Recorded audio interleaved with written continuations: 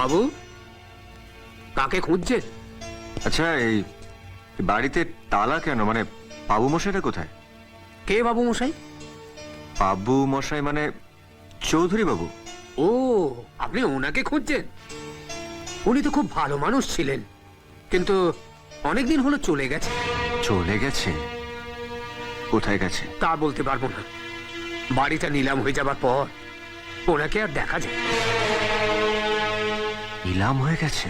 আগে হ্যাঁ, এখন এই বাড়ির মালিক রুদ্রপ্রতাপ সেন। রুদ্রপ্রতাপ? আচ্ছা, এই বাড়িতে আর যারা থাকতো তারা কোথায়? মানে ওর ছেলেরা? ছেলে বলবেন না, এক একটা কসাই। এখন তো অনেক বড় লোক হয়ে গেছে। এখানে একটা ফ্যাক্টরি করেছে। দুই ভাই মিলে বাড়ি বিক্রির সমস্ত টাকা হাতিয়ে বাবা আর বোনকে রাস্তায় নামিয়ে দিয়েছে। বাবু মশাই এগুলো মেনে নিলেন কেন? কেন মুখ বুঝে সব সহ্য করলেন? কি আর বলবো, নানা চিন্তায় উনি ভেঙে পড়েছিলেন। তারপর স্ত্রী মারা যাবার পর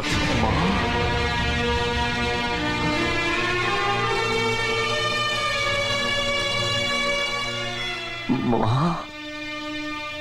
মানে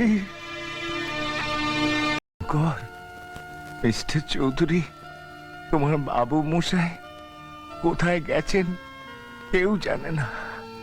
তুমি এসেছো ভালো হয়েছে বাবা। অনেক দিন ধরে একটা পাথর বুকে চেপে বসে আছে। আজ হয়তো সেটা নামাতে পারবো বাবা। কিন্তু আপনার এই অবস্থাটা হলো কি করে? শুনলাম আপনার স্ত্রী মারা গেছেন, আপনার মেয়ে বিধবা হয়েছে। আর আমি ক্যান্সারে ভুগছি বাবা। কি? আপে গা ডোবালে জীবনটা কষ্টের মধ্যে দিয়ে যায় শঙ্কর।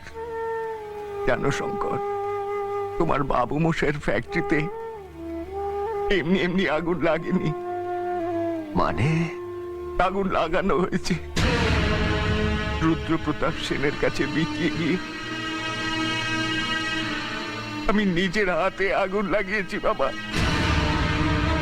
নিজের হাতে আমি আগুন লাগিয়েছি। রুদ্র প্রতাপ সেন? কেষ্টদা, জীবনের রঙ্গমঞ্চে দাঁড়িয়ে এবার এক নতুন রূপে অভিনয় করব আমি। বাবু মশায়ের সমস্ত শত্রুদের মুখোমুখি হব আমি, এক নতুন রূপে, নতুন নামে। মা আর বাবু মশায়ের চোখের জলের প্রত্যেকটা ফোঁটার হিসেব নেব আমি।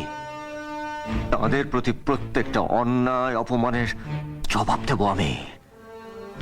যতদিন আমি মায়ের মৃত্যু আর বাবু মশায়ের অসম্মানের বদলা নিতে পারছি, ততদিন আমার শান্তি নেই। এটা কি স্যার? আপনাদের ম্যানেজার বলছে আমাদের মাল ডেলিভারি নেবে না। এরকম করবেন না স্যার, প্লিজ। মাল ডেলিভারি না নিলে আমাদের বাড়িঘর সব চলে যাবে, আমরা একদম শেষ হয়ে যাব। আমি তো সেটাই চাইছি।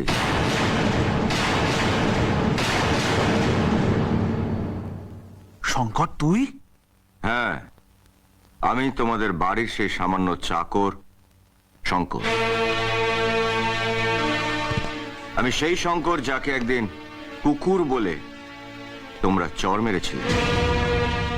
আমি সেই শঙ্কর যাকে একদিন চোরের মিথ্যে অপবাদ দিয়ে তোমরা বাড়ির থেকে তাড়িয়ে দিয়েছিলে। আমি সেই শঙ্কর। ও, তুই তাহলে তার শোধ নিচ্ছিস? তোমরা আমার সঙ্গে যা যা করেছো তার একটা কথাও আমার মনে নেই, কিন্তু মায়ের কান্নার কথা আমি ভুলবো কি করে?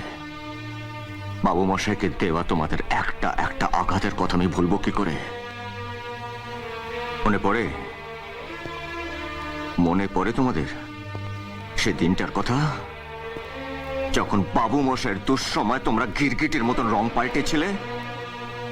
মনে পড়ে সে দিনটার কথা, যেদিন একটা গ্যারান্টি পেপারে সাইন করতে তোমরা অস্বীকার করেছিলে? তোমাদের চোখের সামনে বাবু মশাইয়ের সব থেকে প্রিয় গাড়িটাকে দিয়ে দিতে হয়েছিল, কিন্তু তোমরা কিচ্ছু করতে পারোনি। তোমরা বাধ্য করেছিলে বাবু মশাইকে সিগারেট ছাড়তে। সেদিনের কথা তোমরা ভুলতে পারো, কিন্তু আমি ভুলিনি। আমি তোমাদের মাল ডেলিভারি নেব না। তোমরা থানায় গিয়ে রিপোর্ট লেখাতে পারো, কোর্টে যেতে পারো, আমার কিচ্ছু এসে যায় না। এবার তোমরা বুঝবে পাওনাদাররা দরজা এসে কড়া নাড়লে তার আওয়াজটা শুনতে কেমন লাগে, বাড়ি নিলামে উঠলে তার প্রত্যেকটা ডাক বুকের কোন জায়গাটায় এসে ধাক্কা দেয়, মিলের গেটে তালা ঝুললে সেটা দেখতে কেমন লাগে তোমরা এবার বুঝবে। কে এখনো দাঁড়িয়ে আছো কেন? যাবে না দরওয়ান দিয়ে গলা ধাক্কা দিয়ে বার করে দেবো? আউট আউট আইসে। ওয়ান্ডারফুল, তারাময় দিব্যি যা দিয়েছো না। এ কি এমন সুখের দিনে তোমার মুখে দুঃখের ছায়া কেন? আজ তো তোমার সবচেয়ে আনন্দের দিন। তুমি তোমার শত্রুদের উপর বদলা নিয়েছো, নিজে স্বর্গ ফিরে পেয়েছো, তবুও না না কেষ্টদা, না। যে স্বর্গে ভগবান থাকে না সে স্বর্গ হয় না। তুমি ঠিকই বলেছো। এত জায়গা খুঁজলাম তোমার বাবা মশাইকে, আমার কেমন মনে হয় উনি বোধহয় আর না না কেষ্টদা, না। আমার এই দেহে প্রাণ থাকতে বাবু বসার কিচ্ছু হবে না। আসলে আমার ওপর উনি অসন্তুষ্ট হয়েছেন তো, তাই আমাকে আর দর্শন দিচ্ছেন না। তবে কাল আমি ওই মন্দিরে যাব যে মন্দিরে প্রথমে এই অনাথকে তার ভগবান কুড়িয়ে পেয়েছিল। তুমি দেখো, ভগবান আমাকে খালি হাতে ফিরিয়ে দেবে না কেষ্টদা, খালি হাতে ফিরিয়ে দেবে না।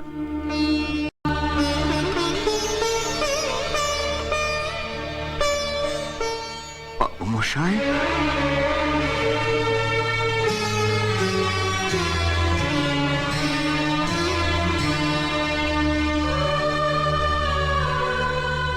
এসব কি হয়ে গেল বাবু মশাই? এসব কি হয়ে গেল?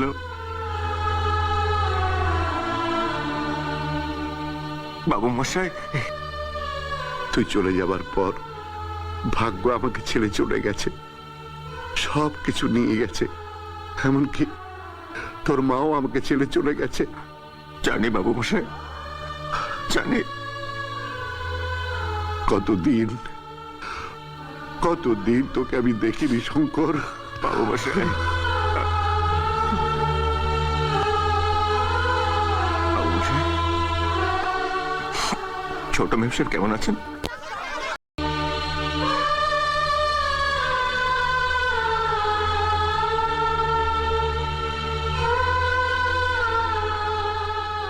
ये एक्टिंग एक दिन क्या गोल खिलाएगी ये आप नहीं जानती है छोटी बेम साहब। এখন থেকে আপনি আমার অটোগ্রাফ নিয়ে রাখুন, কারণ এমন একটা দিন আসবে যেদিন আমার অটোগ্রাফ নেওয়ার জন্য হাজার হাজার মেয়েরা আমাকে ঘিরে থাকবে, আর আপনি আমার কাছে পৌঁছাবার চেষ্টা করবেন কিন্তু কোনো রাস্তা খুঁজে পাবেন না। Autograph, please.